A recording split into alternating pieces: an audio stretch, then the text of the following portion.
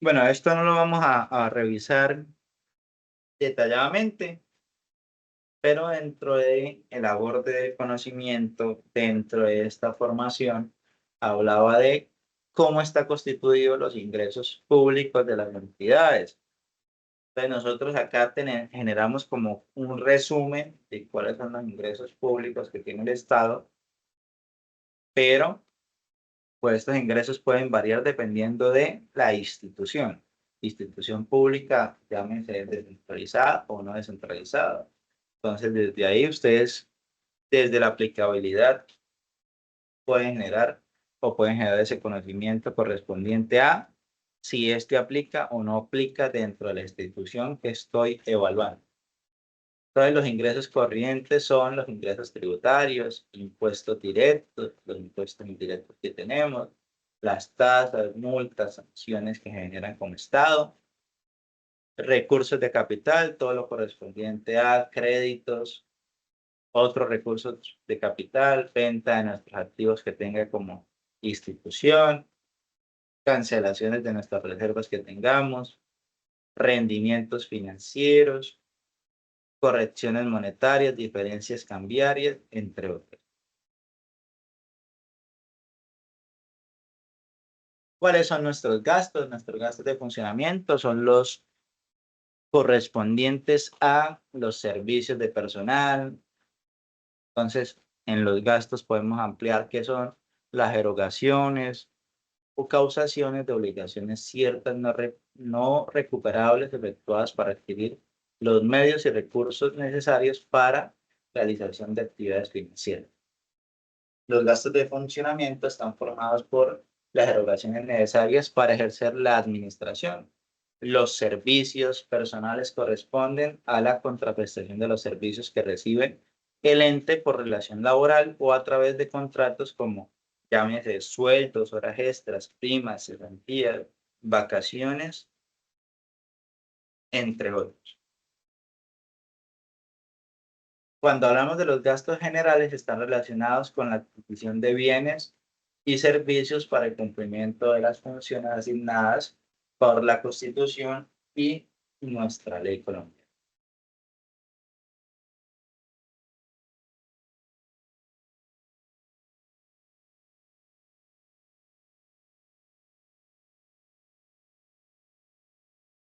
En la ejecución presupuestal, reglamentado por los artículos 68 al 89 del decreto 111 de 1996, los artículos 19 al 39 del decreto 568 de 1996 y los artículos del 1 al 15 del decreto 630 de 1996.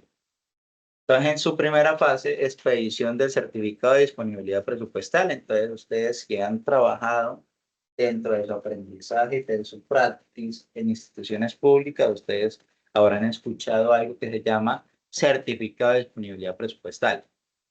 ¿Qué es ese certificado, profe? Es el documento que certifica que existen recursos suficientes y disponibles para comprometer un gasto. ¿Qué quiere decir? Que usted le dice, venga, yo necesito un contratista para la secretaría tal, secretaría de Hacienda, por ejemplo. Entonces la secretaría de Hacienda no puede decir como que, listo, mañana lo voy a contratar, no. La secretaría de Hacienda revisa, venga, cuánta plata tengo o cuánta plata me falta por gastar en el transcurso del año. Entonces le dice, venga, secretario, usted tiene para parte contractual o para contratistas como tal, OPS, tiene todavía por gastar 15 millones de pesos. Entonces a usted le dicen, ah, tengo 15 millones, te puede sacar por 3 meses de 5 millones un contrato. Entonces, ¿qué hago? El certificado de disponibilidad presupuestal y ese certificado es el que me permite contratar al personal. Entonces, ¿qué nos evita esto? Que las entidades públicas adquieran compromisos sin contar con la plata, con el recurso necesario para cumplir cada uno de estos compromisos. Ejemplo, antes que un ministerio firme un contrato para comprar equipos médicos, ¿qué? Un certificado de disponibilidad presupuestal para garantizar que de verdad sí hay fondos suficientes para comprar esos equipos médicos. Entonces, ese ministerio no puede llegar y decir, voy a comprar esos equipos médicos de la noche a la mañana sin contar con el presupuesto correspondiente para el cumplimiento de esto. Después de esto aparece otro concepto. Otro concepto, entonces inicialmente tenemos el certificado de disponibilidad presupuestal, tenemos siguiente inmediatamente, que es el registro presupuestal. El registro presupuestal es el proceso mediante el cual se bloquean los recursos aprobados en el CDP, asegurando que el dinero sea utilizado exclusivamente para ese compromiso que hemos adquirido en el CDP correspondiente, o sea, en el certificado de disponibilidad presupuestal. Entonces, volvemos con el ejemplo del ministerio. Entonces, el Ministerio de Transporte firma un contrato con una empresa constructora para que repare las carreteras del estado.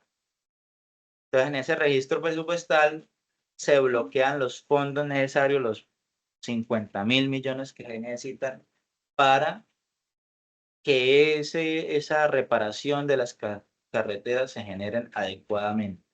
Entonces, es importante que inicialmente usted genera un certificado de disponibilidad, pero inmediatamente siguiente genera un registro presupuestal que dice, venga, había un certificado de disponibilidad presupuestal de 50.000 millones, estos ya los tenemos comprometidos, entonces, secretario, ministerio, no vaya a gastar esa plata que ya está eh, con un objetivo o con una meta clara. Y aparece un tercer contexto en la ejecución presupuestal y nuestras etapas, que es la constitución de reservas presupuestales y cuentas por pagar. Cuando un compromiso de gasto no se ejecuta dentro del mismo año fiscal, el Estado debe crear reservas presupuestales. Entonces, ¿cuál es esa importancia? Permite que los compromisos adquiridos en un año se paguen en el siguiente y evita la caducidad de esos recursos públicos. Volvemos a ejemplos. Si un hospital contrata la compra de ambulancias en diciembre, pero la entrega se hace en enero del año siguiente, se constituye una reserva presupuestal. ¿Qué significa reserva presupuestal? Esa reserva presupuestal es que el pago puede realizarse en el año fiscal siguiente, pero debe de haberse reservado ese presupuesto o ese dinero necesario para la compra de esas ambulancias. Entonces, que normalmente el 20 de diciembre, las instituciones públicas nos dicen, venga, si usted no me pasa la cuenta de cobro a fecha de hoy, su cuenta de cobro va a quedar para el siguiente año. ¿Por qué para el siguiente año? Porque nosotros tenemos que cumplir el requisito fundamental que les mencionaba, con ese que estaba atrás, muy atrás, la ley 38 que nos dice, venga, el año fiscal hay que dar cierre el 31 de diciembre. Entonces usted no me va por su cuenta de cobro, no voy a incumplir esa normatividad que nos dice que el 31 de diciembre toda cuenta institucional debe estar cerrada. Entonces generamos una reserva presupuestal que es compromisos adquiridos anteriormente, pero que deben de ser pagados en el año inmediatamente siguiente. Y aparece, ya para finalizar, un programa anual mensualizado de caja. Entonces, ese programa anual mensualizado de caja, ¿qué significa? Entonces, si un ministerio tiene asignado 100 millones para un proyecto de infraestructura, el PAC, que es ese programa anual mensualizado, nos dice, venga, de los 100 millones se deben de pagar de manera mensual de aproximadamente 8 millones de pesos, con lo correspondiente a que desde enero a diciembre se ejecute el presupuesto, se cumpla con las metas y se cumpla con los objetivos que tenemos planteados. Entonces las instituciones, o sea, el Ministerio de Hacienda plantea como tal ese programa anual mensualizado de caja que permite a la institución decir cuánto y en qué voy a gastar mensualmente el presupuesto que acabo de plantear y que acaba de aprobar el Estado. Entonces ahí aparecen unos ejemplos rápidos, vamos a colocar unos ejemplos. Vamos por acá. ¿Sí? Compartir, muchachos. Y acá la realidad es que yo soy muy, yo soy muy de practice en la formación, pero, pero, eh, las primeras unidades sí o sí son teóricas. Vamos acá, pantalla.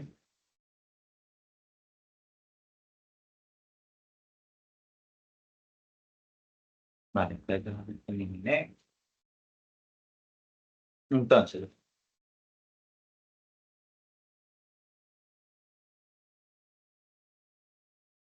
vamos a mostrar unos ejemplos en las ejecuciones presupuestales. Vamos a abrir como para que ustedes generen ese comparativo de, profe, todo lo que usted nos habló era teórico. Venga, muéstrame los números que nosotros estamos formando como contadores. Entonces, vamos a ver unos ejemplos más desde lo financiero.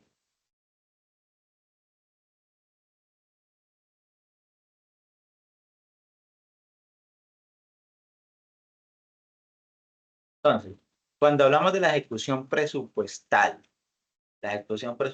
que nosotros tenemos, o sea, el cumplimiento de ese programa anual mensualizado, se le conoce como cuál es la ejecución presupuestal que tenemos. De las instituciones públicas, llámese en este ejemplo la alcaldía de Bucaramanga, genera una ejecución presupuestal que es cuánto ha ingresado una institución y cuánto ha salido de la institución. ¿Sí? Ese mismo ejemplo se da,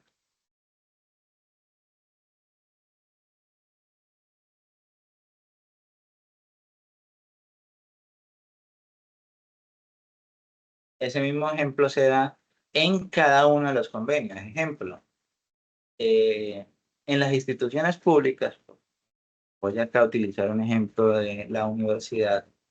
Las universidades, pues cada uno de los convenios cuenta con una ejecución presupuestal de dicho convenio. Acá les estoy mostrando una ejecución presupuestal de uno de los convenios por 131 millones. Entonces hay un convenio que se generó por diversas situaciones, acá no lo voy a explicar a fondo este convenio, pero hay un convenio por X o Y motivos, se generó ese convenio con una edición de 131.800.000 pesos. Entonces nos dice, venga, ¿cuánto ha ejecutado de ese presupuesto? Entonces en este ejemplo dice, de los 131 millones, yo he recaudado solo 65 millones. ¿Qué nos quiere decir? Que la institución con la que hicimos un convenio solo nos ha transferido 65.900.000. Y esos 65.900.000, que es ese presupuesto disponible, representa el 50% del presupuesto correspondiente. ¿Cuál es nuestro egreso? Entonces nos dice, bueno, de los 65 millones, ¿cuánto usted ha gastado? Porque usted puede tener ese 65 millones, pero usted puede haber generado la contratación conforme al presupuesto proyectado. O sea, usted presupuestó 131 millones, entonces usted generó la contratación a ese valor. Entonces, usted como institución debe de generar estrategias que permitan el recaudo de esos 131 millones. ¿Por qué? Porque usted ya tiene comprometido un gran porcentaje de ese recurso. Correspondiente ejemplo, en este ejemplo, el 96% de ese presupuesto estaba comprometido en contratación para el cumplimiento de ese requisito. Usted debía de generar una estrategia para ese recaudo. Hasta la fecha solo tenía 65.900.000, pero que usted tenía para ejecutar esos 114 millones correspondiente a un presupuesto o un margen del 95% correspondiente a los 131 millones. Dentro de esa ejecución presupuestal, usted plantea unos detalles de ejecución. ¿Cuáles son esos detalles de ejecución? Bueno, usted dice que usted gastó 114 millones. Explíqueme en qué se lo gastó. Entonces usted ya comienza a plantear unos detalles de la ejecución. En este correspondiente a de ejecución presupuestal, de la siguiente prestación de servicios. Entonces, en el valor del CDP, entonces nosotros teníamos un CDP de 87.300.000 para contratación. Entonces, estos valores de 87.300.000 lo podemos dividir en varias estrategias o en varios contratos que permitan el cumplimiento de dicho convenio. Entonces dijimos, nosotros necesitamos es aproximadamente, vamos a ver, acá dijimos necesitamos para el cumplimiento de dicho proyecto, 1, 2, 3, 4, 5, 4, 5, 6, 7 contratistas en el transcurso de 3 meses correspondientes por un valor de 3 millones de pesos. Y eso va a salir del CDP de 87.300.000. Entonces, desde ahí nosotros planteamos cuánto se le va a pagar a cada uno de los contratistas. En este caso, ejemplo, 5 millones, 2.500.000, 10 millones al gerente, entre otras situaciones. Y el cumplimiento de la salida de recursos, o sea, el valor egresado. Entonces, acá nosotros planteamos en la ejecución presupuestal cuánto es el recurso que de verdad ha salido, porque yo puedo decir, no se le va a pagar 5 millones, pero de verdad no sale ese recurso o no sale la totalidad de recursos. Entonces, acá nosotros planteamos que a esta persona se le iba a pagar 5 millones, tal vez 2.500.000 de manera mensual, o sea, en 2 meses. Entonces, por ende, el valor egresado era de 2.500.000 a esa fecha, porque puede variar conforme a la ejecución presupuestal de la institución. Entonces, este es como un ejemplo básico de lo que se hace con un convenio, dependiendo, digamos, de la institución. Vamos a ver el ejemplo de, vamos a tratar, de ya una institución como tal en general.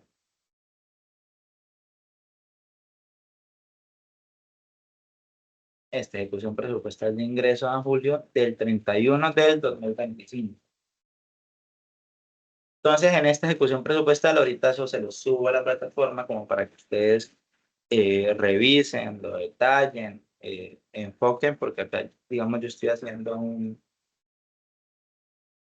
análisis rápido por tiempo, pero pues es importante que ustedes comprendan cada uno de los indicadores, como estamos mencionando en la diapositiva que les decía, que obviamente no lo podíamos observar de manera detallada, que eran los ingresos públicos, porque pues es muy amplio, pero que ustedes desde la práctica pueden ir observando que en cada una de las instituciones, entonces ustedes pueden revisar desde Google eh, ejecución presupuestal de la alcaldía tal o de la gobernación correspondiente tal. Y todas las instituciones públicas tienen colgadas en sus plataformas estas ejecuciones presupuestales. ¿Por qué? Porque es por ley que deben de ser publicadas. Por ejemplo, ingresos totales. Nosotros teníamos, en este caso, la alcaldía de Bucaramanga tenía 1.682 billones correspondientes al presupuesto inicial de la institución. Entonces, en el transcurso del año dijimos, venga, yo creo que es necesario adicionar un presupuesto. ¿Y por qué se adiciona? Por mayores recaudos que tiene la institución, por estrategias que generó la institución, por préstamos que generó la institución. Entonces, varía dependiendo de ese recaudo correspondiente. En este caso, dice que ingresos corrientes van a haber 33.880 millones de pesos que se van a generar nuevos. Entonces, desde ahí se genera esa adición. Entonces, esos 33.880 que se generaron en el transcurso del año, entonces se incluye como una edición del gasto presupuestal que tiene la alcaldía de Bucaramanga. Reducciones, llegado al caso, estas reducciones se presentan si la alcaldía había presupuestado un recaudo de X o Y monto y por diversas situaciones no se recaudó ese dinero correspondiente, pues se generan las reducciones a distintas secretarías. Entonces la alcaldía dice, venga, yo creo que la Secretaría de Educación puede disminuir el presupuesto para las becas. porque necesitamos es pavimentar calles. Entonces, pavimentar calles es lo que necesitamos para nuestra ciudad. Entonces, reduzcamos ese presupuesto que teníamos para becas y llevémoslos a pavimentación de nuestra ciudad. ¿Cuál es nuestro presupuesto final? Entonces, acá se plantea cuál es nuestro recaudo y el porcentaje de ejecución del recaudo o del ingreso total que corresponde a cada institución. Entonces, lo correspondiente a con el nivel de gasto. Y por acá tenemos un gasto. Entonces, este es a 31 de diciembre del 2024. Creo que Bucaramanga también.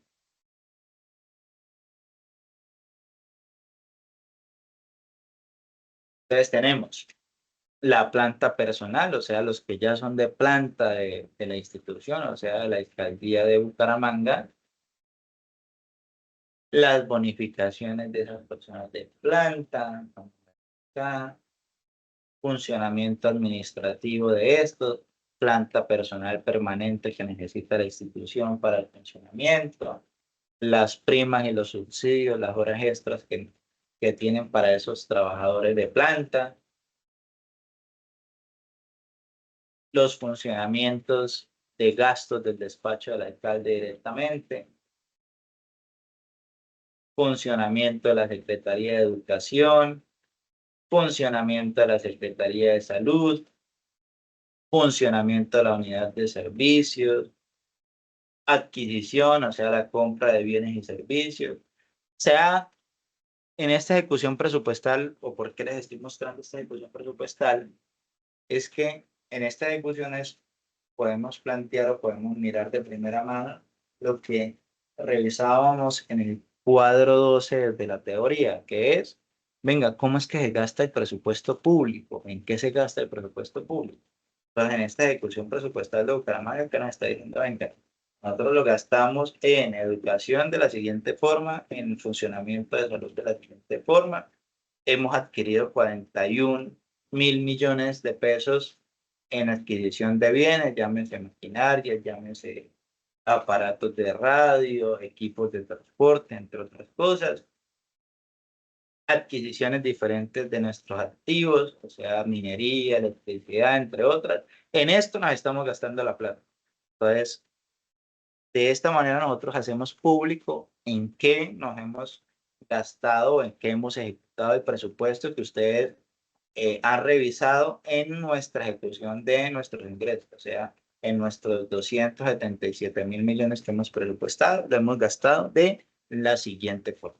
Entonces, ¿a dónde vamos con este recorder? Es que las ejecuciones presupuestales permiten a cada uno de los ciudadanos acceder a información de primera mano de qué se está haciendo con el presupuesto público y desde ahí tomar decisiones. Ustedes lo van a ver más adelante en análisis financiero, o no sé si ya están viendo análisis financiero, y desde análisis financieros pues van a poder evaluar las estrategias que está utilizando las instituciones. Entonces, si les colocan un taller sobre hacer un comparativo o análisis vertical y horizontal del presupuesto, pues ya tienen la institución a cual evaluar. Entonces ustedes dicen, vamos a evaluar los estados financieros de alcaldía tal. Y ahí ustedes van a poder hacer esos análisis.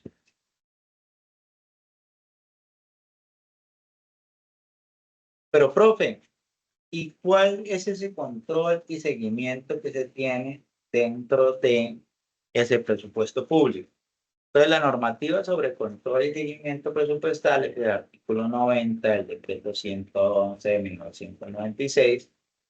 Entonces, dispone que todas las entidades del sector público deben realizar un seguimiento estricto a esa ejecución presupuestal que estábamos realizando y que obliga a las instituciones públicas a presentar informes periódicos sobre ese recurso asignado. Establece que los órganos de control, la Contraloría General de la República, la Auditoría General de la Nación, entre otras, deben vigilar cuál es esa ejecución presupuestal de todas las entidades públicas que se tienen. La ley 225 determina que el Ministerio de Hacienda y Crédito es el responsable de definir la metodología de seguimiento presupuestal y exige que las entidades públicas reporten la ejecución presupuestal a través de indicadores específicos. Y en esa misma ley, en el artículo 14, señala que los ministerios y entidades autónomas deben de garantizar el cumplimiento de los principios presupuestales y aplicar los mecanismos de control financiero que necesitan la. Entonces, profe, todo lo que revisamos en la unidad 1 y la unidad 2, bueno, ¿qué nos va a permitir o cómo vamos a enfocarnos en eso? Entonces, ustedes van a observar que la unidad 3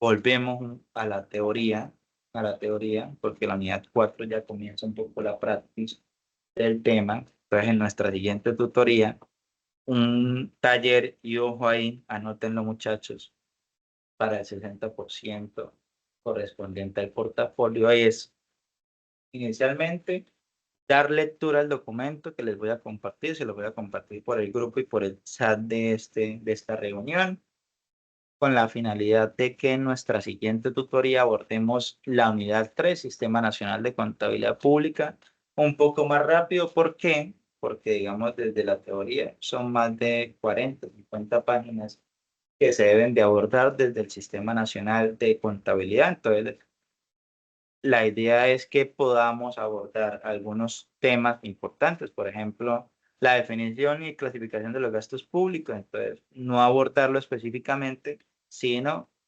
hacer una mención de este y poder trasladarnos hacia el cumplimiento de cada una de las unidades. ¿Listo?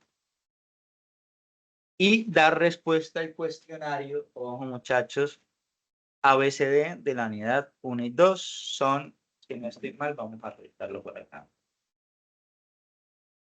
Son 20 preguntas o 15 preguntas.